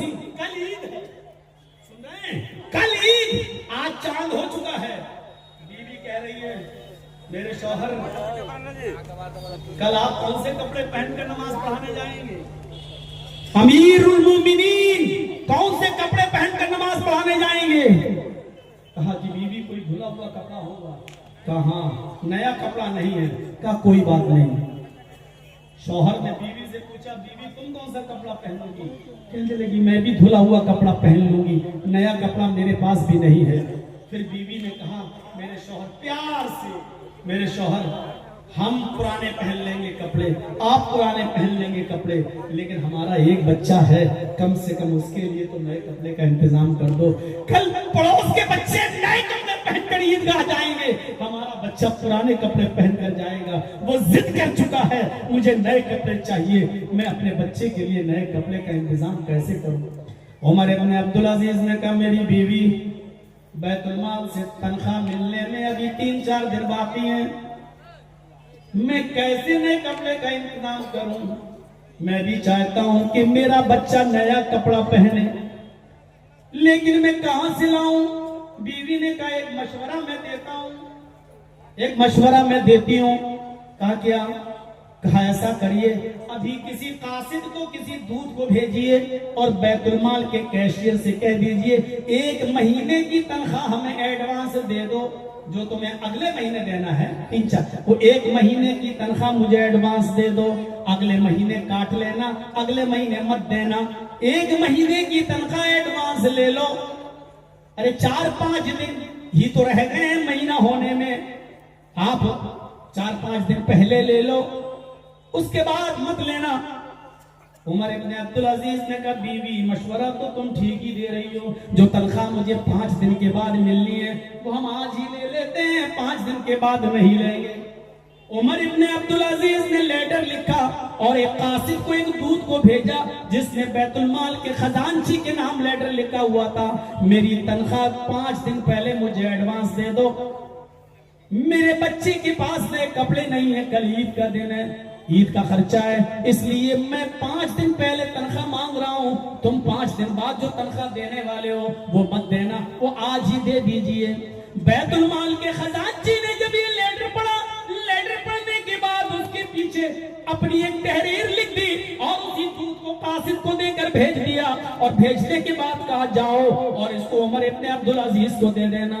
उमर इब्न अब्दुल अजीज ने जब लेटर पढ़ा, उसमें खजांची ने उसी लेटर के पीछे ये लिख दिया था, अमीरुल मोमिनीन, आपका हुक्म सराखों पर, आपको मैं 5 दिन पहले भी तनख्वाह देने के लिए तैयार हूं, लेकिन ये बताइए इस बात की गारंटी क्या है कि 5 दिन तक आप जिंदा भी रहेंगे या नहीं रहेंगे? 5 दिन तक आप जिंदा भी रहेंगे या नहीं? अगर पूरे महीने की तनख्वाह मैं आपको दे देता हूं और कल आपका इंतकाल हो जाए तो 4 दिन की जो तनख्वाह आपके पास ज्यादा जाएगी उसको वापस कौन करेगा? उसका जिम्मेदार कौन है? उसका जमानती कौन है? उमर इब्न अब्दुल अजीज, क्या आप जमानत देते हैं कि मरने के बाद आप उस रकम को वापस करेंगे? उमर इब्न अब्दुल अजीज की आंखों में आंसू आ गए और कहने लगे, मेरी बीवी मुझसे ज्यादा अमानतदार मेरा कैशियर है, मेरा खजांची है, मैं कैसे 5 दिन पहले तनख्वाह एडवांस ले लूं? उसने कहा कि गारंटी दो कि 5 दिन तुम जिंदा भी रह सकते हो या नहीं। मैं कैसे बताऊं कि 5 दिन भी मेरी जिंदगी मेरे साथ वफादारी करेगी या नहीं? आए मेरी बीवी, अगर मैं कल ही मर गया या आज ही मर गया तो वो जायद तनख्वाह बैतुल माल में कौन वापस करेगा? मैं अपने मरने के बाद किसी पर भरोसा नहीं कर सकता और अल्लाह के पास मैं कर्जे की हालत में नहीं जा सकता। मैं अपने बेटे को पुराने कपड़े समझा बुझा कर बहला फुसला कर पहना दूंगा, मुझे पुराने कपड़ों में अपने बेटे को देखना गवारा है, लेकिन एडवांस तनख्वाह लेना गवारा नहीं है। हलाल की वो तनख्वाह हमारी अपनी मेहनत है, लेकिन इसके बावजूद नहीं ले रहे, मैं एडवांस कैसे ले लूं? इस वाक़े की रोशनी में हम जरा गौर करें और अंदाजा लगाएं, हम तो यहाँ तमाम लोगों का उधार लिया हुआ पैसा भी देने के लिए तैयार नहीं है। कितने लोग बेईमानी कर जाते हैं, जबकि कर्जे की शक्ल इतनी खतरनाक है। अगर आपका किसी के ऊपर 5 रुपए का भी कर्जा है और अगर आप मर गए तो कर्जदार की नमाज़े जनाजा भी जायज नहीं है शरीयत के अंदर। जब तक उस कर्जदार के लिए जनाजे के फील्ड में जनाजे की नमाज के वक्त उसका भाई या उसका बेटा या उसका रिश्तेदार खड़े होकर नमाज जनाजा से पहले ये नहीं कहेगा कि हाँ मैं अपने भाई का इतना करोड़ रुपए का कर्जा अदा मैं कर दूंगा, तब तक उसकी नमाज जनाजा जायज नहीं है। हमारे यहाँ तो रस्म है, मर गया मौलवी साहब खड़े हो गए पढ़ा दिया, किसी की भी नमाज जनाजा उस वक्त तक अल्लाह के रसूल नहीं पढ़ाते थे जब तक ये पूछ नहीं लेते थे कि मरने वाला किसी का कर्जदार तो नहीं है। अगर कोई कहता था मेरा कर्जा है, तो जब तक कोई उसके घर का आदमी तैयार नहीं होता था कि मैं इसका कर्जा अदा कर दूंगा, तब तक अल्लाह के रसूल जनाजे की नमाज नहीं पढ़ाते थे। कर्जदार जन्नत में नहीं जाएगा, कितना ही बड़ा इबादत गुजार हो, कितना बड़ा नमाजी हो, कितना बड़ा रोजेदार हो, कितना बड़ा तहज्जुद गुजार हो, अगर वो कर्जदार है और कर्जा लिया है और कर्जा देने की नीयत नहीं रखता है, बेईमानी करने का इरादा है उसका, ऐसे शख्स की कोई नमाज कोई इबादत कबूल नहीं है और मरने के बाद उसको जन्नत का की खुशबू भी नहीं मिलेगी। मेरे प्यारे साथियों, कर्जे की शक्ल बहुत खराब है। ये उमर इब्न अब्दुल अजीज का हम कहां हैं? हम सोचें क्या कमा रहे हैं, हमारे कस्बे माश कैसा है, हमारी रोजी कैसी है? हजरत अबू बकर सिद्दीक ने एक खजूर खा लिया था, बस एक खजूर, वो भी अपने गुलाम का लाया हुआ। गुलाम की कमाई मालिक के लिए जायज है। लाया खजूर दे दिया, हजरत अबू बकर ने खा लिया। कहा रोजाना पूछते थे आज क्या मेहनत करके लाए हो, और आज नहीं पूछा। हजरत अबू बकर ने कहा रोजाना पूछता था तुम मेहनत बताते थे, मेहनत की कमाई थी, मैं खा लेता था, आज भी कुछ करके ही आए होगे मेहनत करके। कहने लगा हाय अबू बकर, आज ही मैंने मेहनत नहीं की थी। फिर कैसे मिला? ये खजूर कहां से लाए? कहा कुछ दिनों पहले मैंने अपने दोस्त की बीवी का पेट देखकर कहा था कि भाभी को लड़का होगा। वो कहने लगा तुम्हें कैसे मालूम? मैंने कहा अरे मैं बहुत पहुंचा हुआ हूं, मैं पेट देख के बता देता हूं कि लड़की है कि लड़का। और आज उसको लड़का ही हुआ।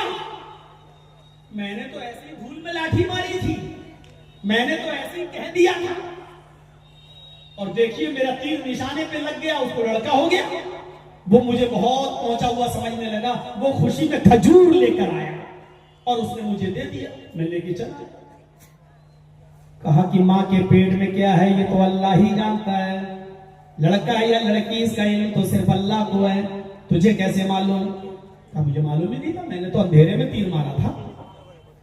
कहा इसका मतलब ये है कि तूने, उसने इसी खुशी में लाके तुझे दिया, ये तो सरासर हराम है। हराम है तो आपने क्यों खा लिया?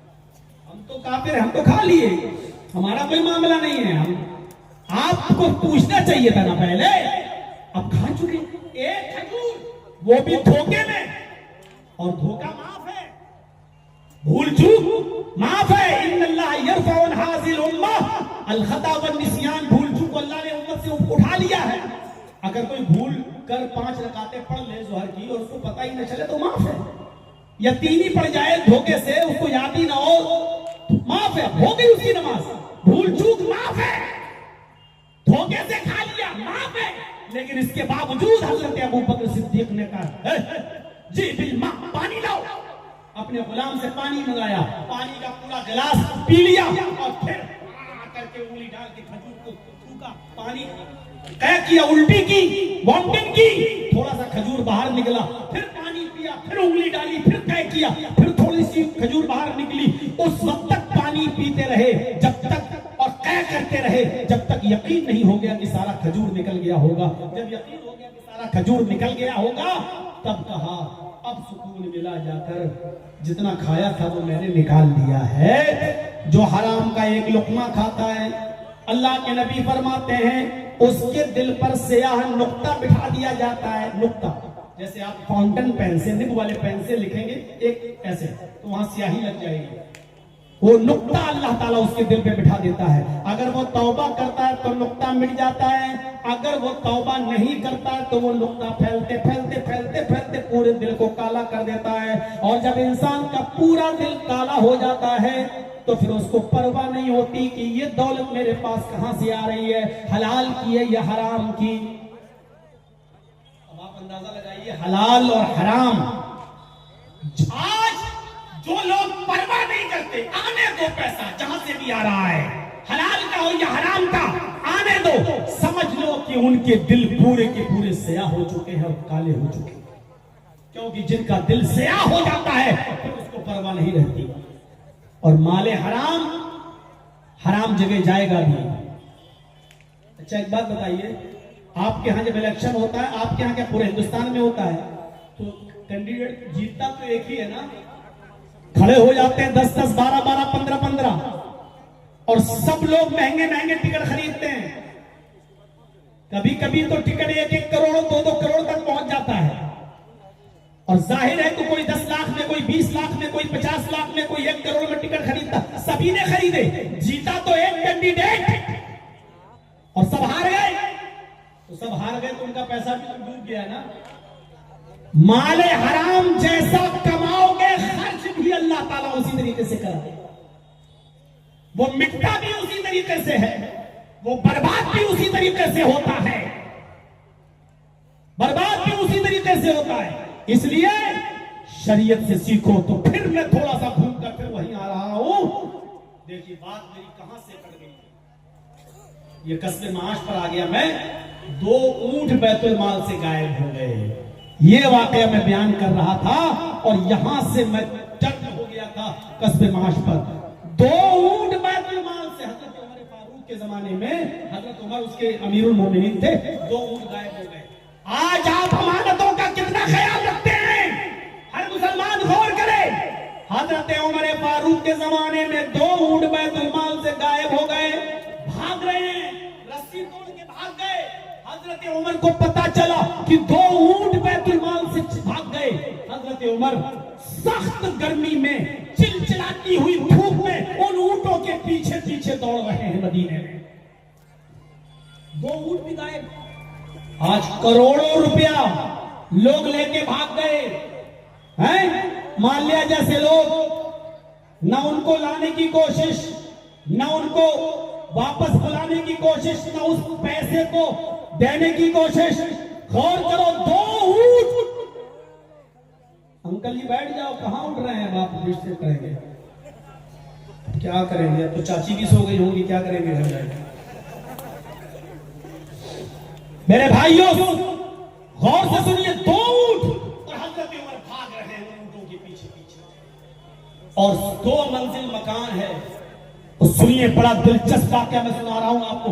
सामने 2 मंजिल का बेहतरीन खूबसूरत मकान, उस मकान के ऊपर, छत के ऊपर हजरत उस्मान खड़े हैं। हजरत उस्मान पैसे वाले आदमी अपने 2 मंजिला मकान पर खड़े हुए ऊंटों के पीछे भागने वाले आदमी को देख रहे हैं। पहचान नहीं पाए कि ये कौन है, पहचान नहीं पा रहे ये कौन है। कहा कि इतनी गर्मी में ये कौन आदमी दौड़ रहा है, पैरों में चप्पल भी नहीं है, सख्त गर्मी, चिलचिलाती हुई धूप, जमीन गर्म, और इस गर्म जमीन में नंगे पैर ये दौड़ रहा है, ये कौन आदमी है? कोई काम करना था तो साए में करता, थोड़ा शाम हो जाने देता, सूरज ढल जाने देता, तब निकलता घर से। हजरत उमर भागते भागते उस बिल्डिंग के पास आए, उस घर के पास आए, तो हजरत उस्मान ने पहचान लिया, अरे ये तो अमीरुल मोमिनीन है, ये तो हजरत उमर फारूक है। आवाज दी, अमीरुल मोमिनीन इधर आइए, इतनी गर्मी में कहां भाग रहे हैं आप? हजरत उमर ने ऊपर देखा, उस्मान से कहा, उस्मान ये ऊंट भाग रहे हैं, ये ऊंट बैतुल माल के हैं, इनको पकड़ना मेरी जिम्मेदारी है। हजरत उस्मान कहते हैं, अमीरुल मोमिनीन आप घर पे आ जाइए, मैं अपने नौकरों को, अपने गुलामों को इन ऊंटों के पीछे लगा देता हूं, वो इन ऊंटों को पकड़ेंगे और बैतुल माल में जमा कर देंगे। आप हमारे घर पे आइए, सस्ता लीजिए और ठंडा पानी पी लीजिए, इतनी सख्त गर्मी में आप निकले हैं। उमर का जवाब देखो, उमर का जवाब, आए उस्मान, घर का साया तुम्हें मुबारक हो, पानी तुम्हें मुबारक हो, खादिम मैं हूं, अमीरुल मोमिनीन मैं हूं। अगर ये ऊंट गायब हो गए तो कयामत के दिन सवाल मुझसे होगा, तुमसे नहीं होगा। अगर आज ये ऊंट गायब हो गए तो कल कयामत के दिन में इन ऊंटों पर अल्लाह को क्या जवाब दूंगा? बैतुल माल के ऊंटों की जिम्मेदारी मेरे ऊपर है। कहा अच्छा। पकड़ के लाए हजरत उमर खुद, और उन ऊंटों को पकड़ के बैतुल माल पहुंचाया। अब बैतुल माल में जब गए और खूंटे से उन ऊंटों को बांध दिया, उसके बाद वहां के लोगों की क्लास लेना शुरू की। बताओ ये ऊंट कैसे भागे? तुम इसकी निगरानी कर रहे हो, ये ऊंट भागे कैसे? मेरे भाई जो ताज्जुब करेंगे आप। एक सहाबी जवाब देते हैं, अमीरुल मोमिनीन इन ऊंटों की दुम उठाकर देखिए, इन ऊंटों की पूंछ उठाकर देखिए। हजरत उमर ने जब इन ऊंटों की, दोनों ऊंटों की दुम उठाकर देखा तो उन दोनों ऊंटों के मकाद में, उनकी लेट्रीन के रास्ते में गहरे गहरे जख्म थे और उन जख्मों से खून बिलट आ रहा था। फरमाया उस आदमी ने, अमीरुल मोमिनीन ये ऊंट इन जख्मों की तकलीफ बर्दाश्त नहीं कर पाए, इसलिए रस्सी तोड़कर भाग गए। इन लैट्रीन के रास्ते में इन ऊंटों का जो जख्म है, इन जख्मों की तकलीफ से ये ऊंट रस्सी तोड़ के भाग गए। हजरत उमर फारूक ने कहा, तुमने मुझे पहले क्यों नहीं बताया?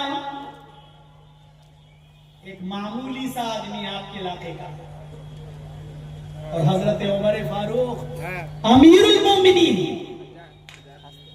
और 22 लाख मुरब्बा मील के अमीर,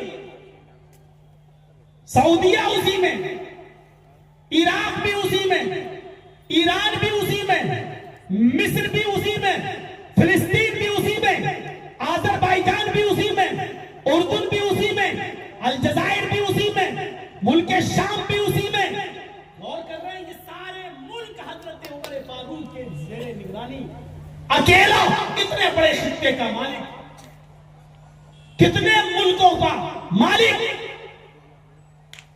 उन ऊंटों के लैट्रीन के रास्ते में जब जख्मों को देखता है तो अकेला जंगल में चला जा रहा है। हकीमों से पूछता है कि इन ऊंटों में उनके जख्मों में क्या दवा लगाई जाए। उन हकीमों ने जो जड़ी बूटी बताई, उस जड़ी बूटी को तोड़ने के लिए हजरत उमर जंगल का खाक छान रहे हैं और जड़ी बूटियों को तोड़कर लाते हैं, उसको पीसते हैं, उसको काट छांट करते हैं और उसका मलहम बनाते हैं, उसकी दवा बनाते हैं। और फिर किसी से कहते हैं कि इनकी तुमको पकड़ो। उन तमाम लोगों ने ऊंटों को पकड़ा, दोनों को, और उनकी दुम को पकड़ा। हजरत उमर फारूक ने, उस जमाने में तो ग्लव्स भी नहीं चला करते थे, हजरत उमर फारूक ने अपने हाथों में मलहम लिया, वो जड़ी बूटियां ली और उन ऊंटों के मकद में, उनके सुरीन में, उनके लैट्रीन के रास्ते में उस मलहम को लगाया, उस दवा को अपने हाथ से लगा रहे हैं। और जब दोनों ऊंटों को मलहम लगा दिया, उनको बैंडेड कर दिया, पट्टी वगैरह बांध दी, जो इलाज करना था वो कर दिया, अपने हाथों से उनके जख्म भर दिए। उसके बाद कहा इलाहुल आलमीन, जो उमर के करने में था वो मैंने कर दिया, जो मैं कर सकता था वो मैं कर दिया, शिफा देना तेरा काम है। आय अल्लाह तो इन ऊंटों को शिफा दे, जो इन दोनों ऊंटों को भी जख्मी न रहने दे, उनके लैट्रीन के रास्ते में होने वाले जख्म का तक का इलाज कर रहा हो। वो उस जमाने के आम लोगों का कितना ख्याल रखता हो, जिसके जमाने में ऊंटों को जख्म नहीं हो पा रहे हैं, और ऊंटों को अगर जख्म हो तो उसका इलाज कर रहा है, तो इंसानों का वो कितना ख्याल रखता होगा। ये था अकलियत के ऊपर हजरत उमर फारूक का एहसान। जो ऊंटों के साथ ये मामला कर रहा है, इंसानों के साथ उसका मामला क्या होगा। आप बड़े गौर से सुन रहे हैं, थोड़ा बहुत डिस्टर्ब हुआ है, लेकिन फिर भी आपने बहुत अच्छी तरीके से सुना। मुझे 5-10 मिनट का टाइम और दे दीजिए मेरे भाइयों, इसी तरीके से सुनते रहिए। और जब सुन रहे हैं तो एक वाक़े की तरफ मैं आपको और लाना चाहता हूँ। ये वाक़या अल्लामा इब्नुल जौज़ी ने सीरत उमर के अंदर नकल किया है, बड़ी मशहूर किताब है इब्नुल जौज़ी रहमतुल्लाह अलैह की। इस वाक़े को आप सुनेंगे तो आप अशश करेंगे, क्या तहफ़्फ़ुज़ इंसानियत की हिफाजत का कैसा इंतजाम था। जब मुल्क मिस्र फतह किया गया, हजरत उमर फारूक के जमाने में जब मिस्र फतह हुआ तो मिस्र का गवर्नर किसको बना दिया? अमर इब्न आस को। जाओ तुम मिस्र को संभालो। अमर इब्न आस को गवर्नर बना दिया। और मिस्र के यहूदी और ईसाई, उनके अंदर एक रस्म थी, इतनी बुरी रस्म आज भी हमारे यहाँ चलती है, कहीं कहीं जायज नहीं है, गवर्नमेंट भी उसकी इजाजत नहीं देती। मैं जिन दिनों में जेल में था तो मेरे साथ जिस बैरिक में मैं रहता था, वहां एक आदमी, एक बंदी, एक कैदी ऐसा भी था जिसको उम्र कैद की सजा थी, आजीवन कारावास। तो मैंने उससे पूछा कि तुम किस जुर्म में आए हो यहाँ? तो उसने मुझे बताया था कि मौलाना अंधभक्ति का मैं शिकार हो गया था। मैंने किसी पंडित के कहने पर अपनी बेटी की बलि दे दी, अपनी बेटी की गर्दन काट कर मैंने किसी देवी देवता पे चढ़ाया, और उसने कहा था कि ऐसा करोगे तो तुम्हें बहुत कुछ मिलेगा। बहरहाल पकड़ा गया और मैं आया, और बेटी के जुर्म में मुझे उम्र कैद की सजा। ऐसे लोग भी हैं जो बलियां देने में अकीदा रखते हैं, विश्वास रखते हैं।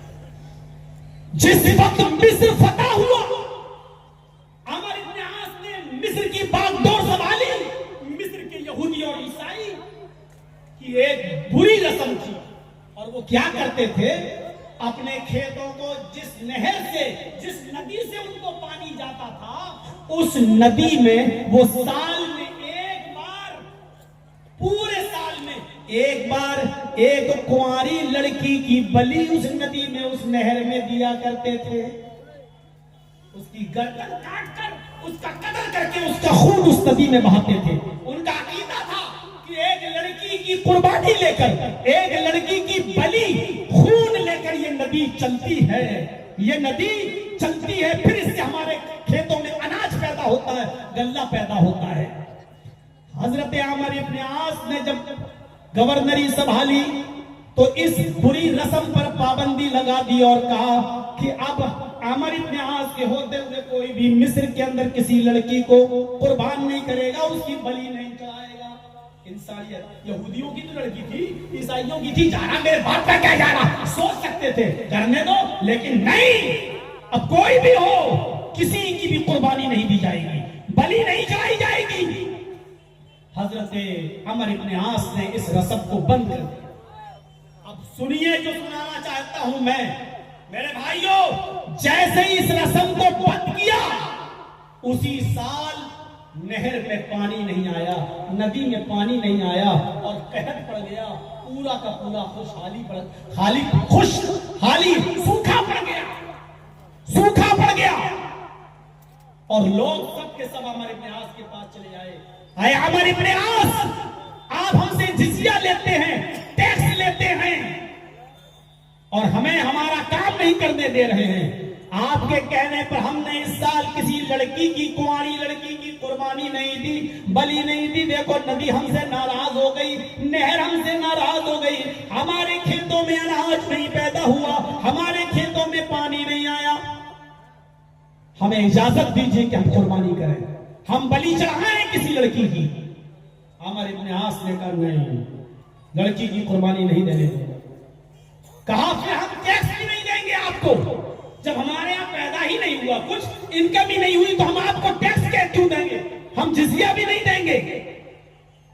और अगर आप हमें जिजिया न देने की शक्ल में अपने मुल्क से निकालें तो हम निकल जाएंगे। क्या कर सकते हैं, हमारी जब पैदावार ही नहीं, हम जब कमाएंगे नहीं तो टैक्स कहां से देंगे, और आप हमें हमारे अकीदे पे चलने नहीं देंगे।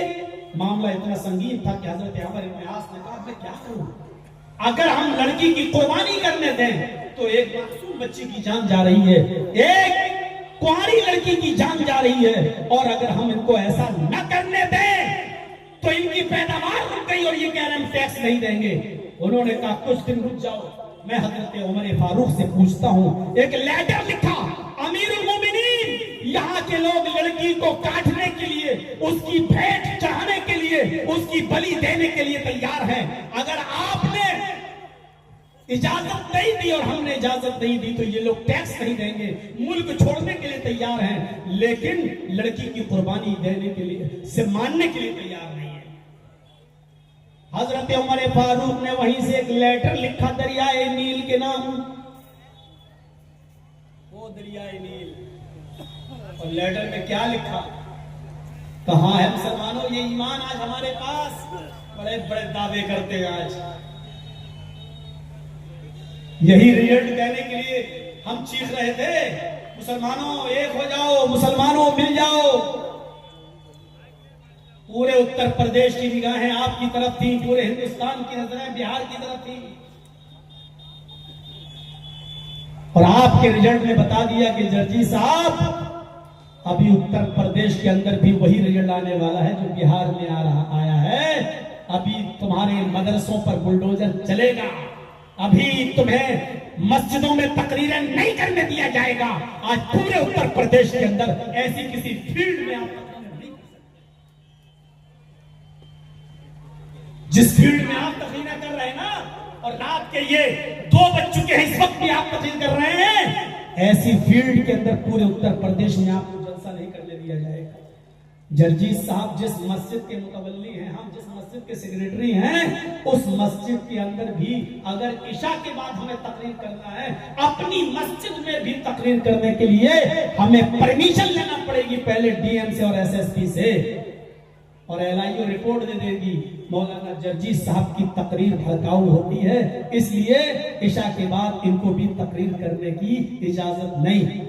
उत्तर प्रदेश के ये हालात हैं। हम जिस मस्जिद के सेक्रेटरी हैं, उस मस्जिद के अंदर भी ईशा की नमाज के बाद उस मस्जिद के सेक्रेटरी को भी मस्जिद में भी तकरीर करने की परमिशन नहीं। ये हालात हैं। अरे भाइयों, इन हालात से निपटना था, लेकिन अब तो सारी उम्मीदें ही टूट चुकी हैं, खत्म हो चुकी हैं सारी उम्मीदें।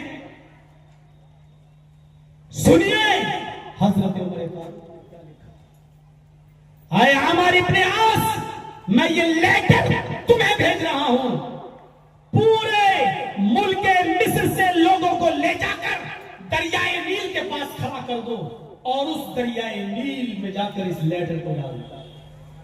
सूखा हुआ दरिया। उमर फारूक का वो लेटर जैसे अमर इब्ने आस के पास आता है, अमर इब्ने आस ने मुनादी करा दी, ऐलान करा दिया, दरियाए नील में पानी आएगा और पानी तुम्हारे खेतों में जाएगा। आओ दरियाए नील के पास सब जमा हो जाओ। सारे यहूदी ईसाई सब दरियाए नील के पास जमा हो गए। हजरत उमर फारूक का लेटर अमर इब्ने आस ने उस दरियाए नील के अंदर डाल दिया, जिस लेटर के अंदर ये लिखा हुआ था, अरबी में लिखा हुआ था, इन कुंत तजरी मिन क़ब्लिक फला तजरी बादहू व इन कान अल्लाहुल वाहिदुल क़हार युजरी हुवल्लज़ी युजरीक फनस्अलुल्लाह तआला युजरीक। ये हज़रत उमर ने उस लेटर पे लिखा था। क्या लिखा था? आए दरियाए नील, इन कुंत तजरी मिन क़ब्लिक, अगर तू आज से पहले अपने हुक्म से चलती थी, अपनी मर्जी से चलती थी, तेरे अंदर पानी तेरी मर्जी से आता था, फला तजरी बादहू, तो आज के बाद तू कभी पानी मत देना। अगर तू अपनी मर्जी से चलती है, अपनी मर्जी से तेरे अंदर पानी आता है, अपनी मर्जी से जारी होती है, फला तजरी बादहू, तो आज के बाद तू जारी मत होना। उमर को तेरे पानी की कोई जरूरत नहीं है, आज के बाद तू पूरी जिंदगी के लिए सूख जाना, कभी पानी मत देना। और आए दरियाए नील, व इन कान अल्लाहुल वाहिदुल क़हार हुवल्लज़ी युजरीक, और अगर तेरे ऊपर अल्लाह जो अकेला है, क़हार जो जबरदस्त है, अगर तू उसके हुक्म से जारी होती है, उसके हुक्म से पानी देती है, उसके हुक्म से तेरे अंदर पानी आता है, तो हम तुझसे नहीं, फनस्अलुल्लाह तआला अन युजरीक, तो हम अल्लाह ही से दुआ करेंगे कि वो तुझे जारी कर दे। अगर तू अल्लाह के हुक्म से जारी होती है, तो हम अल्लाह से दुआ करेंगे कि वो तुझे जारी कर दे। अगर तू अपनी मर्जी से चलती है, तो तेरे पानी की जरूरत नहीं है, और अल्लाह के हुक्म से जारी होती है, तो अल्लाह मुझे पानी देगा। बस ये लेटर डालो, अल्लाह की कसम, ऐसा पानी उस दरियाए नील में आया कि तारीख में मुअर्रिख ने लिखा है, इब्नुल जौजी ने सीरत उमर में लिखा है कि पानी लेवल से 16 गज ऊपर पहुंच गया। पानी अपनी लेवल से 16 गज ऊपर पहुंच गया। हजरत उमर को और अमर इब्ने आस को ये दुआ करना पड़ी, आय अल्लाह, मैंने रहमत का पानी मांगा था, जहमत का पानी नहीं। आय अल्लाह, रहमत का पानी चाहिए, ऐसा पानी नहीं जो जहमत वाला हो, जो तकलीफ वाला हो। मेरे भाइयों, उस दिन से दरियाए नील बह रही है, तो आज तक सूखने का नाम नहीं लेती है। हजरत उमर इस तरीके से एक लड़की की जान बचाई, जो हर साल यहूदी लोग एक लड़की की जान देते थे।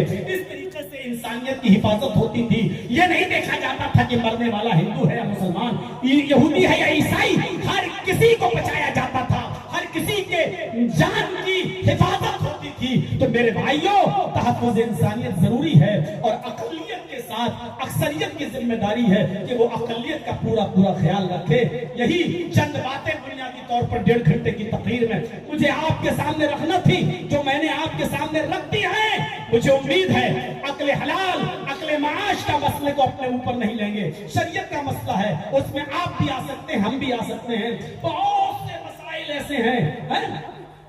लोन पर मोबाइल लेना कैसा है, लोन पर फ्रिज लेना कैसा है, लोन पर या फाइनेंस कराना कैसा है, मस्जिद में गैर मुस्लिम का पैसा लग सकता है कि नहीं लग सकता है, इसी तरीके से कब्रिस्तान में अगर कोई गैर मुस्लिम पैसा दे तो लग सकता है। ये सारे मसाइल हैं। इन तमाम मसाइल की तरफ हम नहीं जा पाएंगे। बीवी के कान की बाली जरूरत पड़ने पर बेच दिया था, और वो मेहर में था।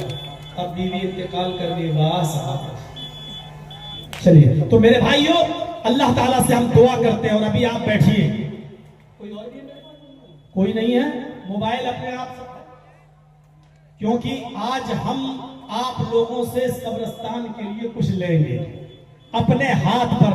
जयनगर वालों, बहुत मोहब्बत की है आपने हमसे, हजारों दुश्मनी के बावजूद आपने हमको भूले नहीं।